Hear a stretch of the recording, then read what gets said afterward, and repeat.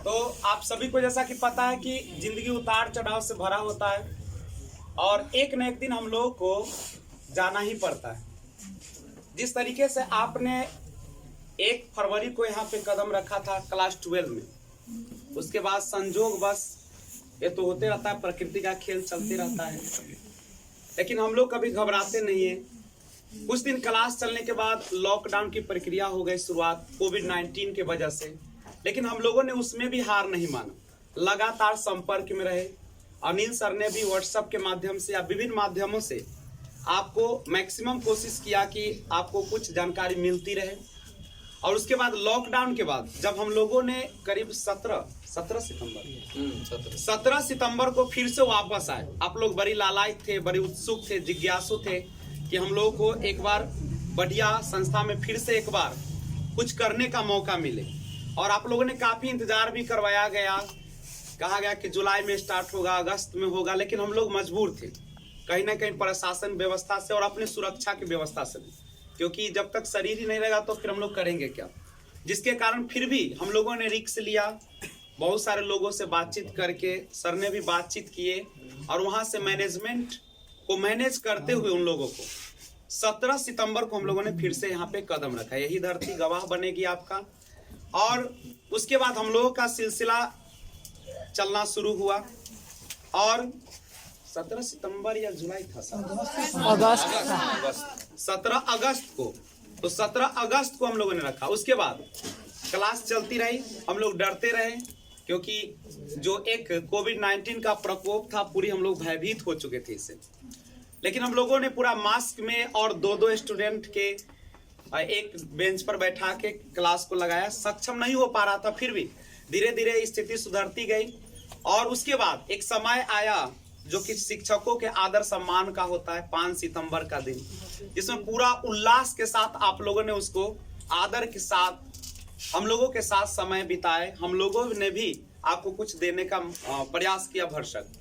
और उसके बाद क्लास फिर चलती रही।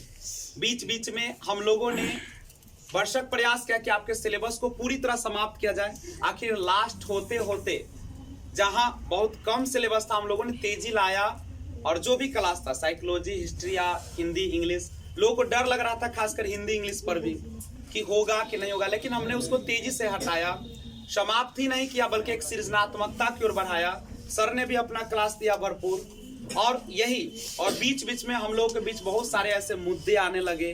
नहीं, कभी हम आपको डांटने लगे, कभी आपने हल्ला किया, भरपूर हल्ला किया। नहीं, उसके बाद हमने उसी में बहुत सारे बातें भी किया, चूंकि माता पिता से भी बढ़ के गुरु होते हैं। हम लोगों ने कुछ, चूंकि आप सभी को पता है कि हम लोग बोलने में कभी पीछे नहीं हटते हैं और एक परिवार है, कभी सोचते भी नहीं कि हमने क्या बोल दिया, क्या नहीं बोला, आप पर क्या असर पड़ा।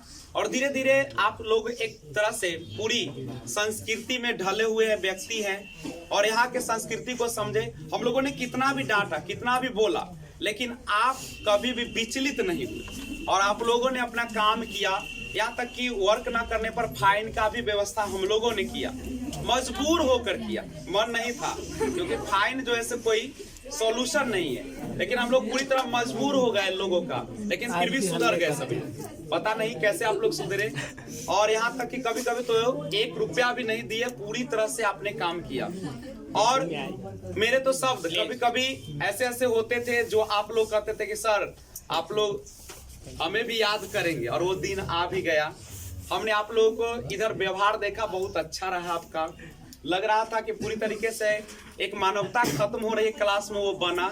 और आप लोगों ने भरपूर प्रेम से क्लास को किया, पूरी तरीके से शांति भी बनाया लास्ट में, बात नहीं। और धीरे धीरे आपको पता चला यहाँ पे 1 जनवरी नहीं, 1 जनवरी का भी समय आया, वो भी बड़े हर्षोल्लास के साथ, जब सभी बच्चों ने अपना खाना बनाया, खुद से एक रसोई का काम भी किया और सबों ने बेहतरीन एक संस्कृति का, मेल मिलाप का, भाईचारा का। और लगा उस दिन हमें कि हम लोग कहीं ना कहीं एक परिवार के अंतर्गत, कभी महसूस नहीं हुआ कि आप लोग कहीं अलग से आते हैं। हमें लगा कि ये समय है, दिन भर जो हमारे परिवार के सदस्य आते हैं, शाम होती है तो अपना कमाने जाते हैं, सुबह में फिर यहाँ पे चले आते हैं परिवार के साथ। और यही चलते रहा सिलसिला। 1 जनवरी का बेहतरीन समय हम लोगों ने खूब उस दिन गाना का भी नहीं प्रयोजन किया।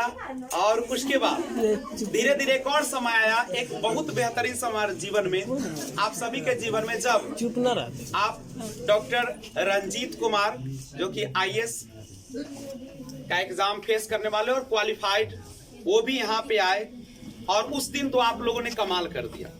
सारा नहीं, आप एक भारतीय संस्कृति का नजारा पेश किया। सारे लड़कियों ने एक साड़ी में पूरी भारतीय परंपरा को निभाते हुए, जो कहा जाता है बहुत सारे कोचिंग में ऐसा अफवाह रहता है कि लड़कियां साड़ी नहीं पहन सकती है, घर से भी विरोध, लेकिन हमारे संस्कार शिक्षा को दिखाया, संस्कार है। एक शिक्षा को दिखाया, संस्कार को दिखाया। आपके माँ जो पिता है, माता पिता, उन्होंने कभी एक शब्द आज तक नहीं बोले। जो वहाँ पे सर बोलते हो ऐसा करते चले गए आप, क्योंकि विश्वास था उनको भी कहीं ना कहीं। और उस दिन सबसे बेहतरीन तो नजारा तब आया जब रोशन जी के नेतृत्व में संगीत कार्यक्रम जो पेश किया गया, तो हमें आशा नहीं था कि कोई गाना भी गाएंगे, लेकिन जब गाने लगे तो माइक छीनना पड़ता था नहीं, और लड़की लोग भी बढ़ चढ़ के हिस्सा ली। खासकर लड़कों में तो ये चल रहा था, लेकिन लड़की का जब समय आया तो मैं खुद परेशान हो जाता था कि माइक छीन के किसको दूं। तो सारे लोग ये किए और वह बहुत बेहतरीन समय था। वो भी दिन कटा और बेहतरीन ढंग से वो यादगार क्षण में हम लोग को एक जीवन में शामिल हो गया। आपने बहुत सारा तस्वीर कैद करवाया, बनवाया भी नहीं, जो अभी तो नहीं पता चला, लेकिन जब दिन गुजरेंगे तो वो पूरा आपके सामने पिक्चर आएगा। और उस समय हम लोग शायद सामने न हो, लेकिन दूर से ही हम लोगों की आवाज भी गूंजेगी कि अनिल सर कैसे डांटते थे, अनिल सर कैसे फाइन लेते थे, कुछ भी होता था अनिल सर को बुलाओ। नहीं, एक ही लोग नाम क्या रखा सर, एगो मीठा सर, एगो तीखा सर।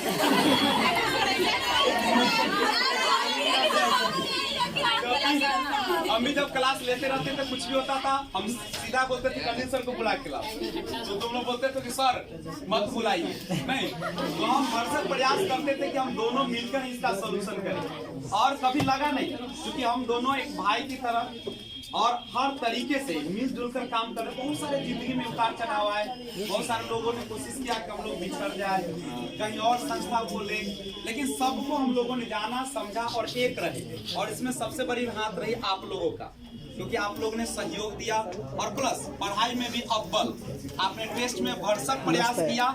और आखिर वो दिन आज आ गया जब मन तो नहीं कर रहा है कि आप लोगों के सामने से विदा ले। सुनो, और एक ऐसा समय है जब आप किसी भी परिस्थिति में ढल जाते हैं और वहां से जाने का जो गम होता है वो तो एक वही जान सकता है जब नई दुल्हन कोई आती है और जब अपने पति से विदा होती है या पति उसका कमाने के लिए बाहर जाता है, तो वो जो दर्द होता है शायद वो किसी और को होता हो।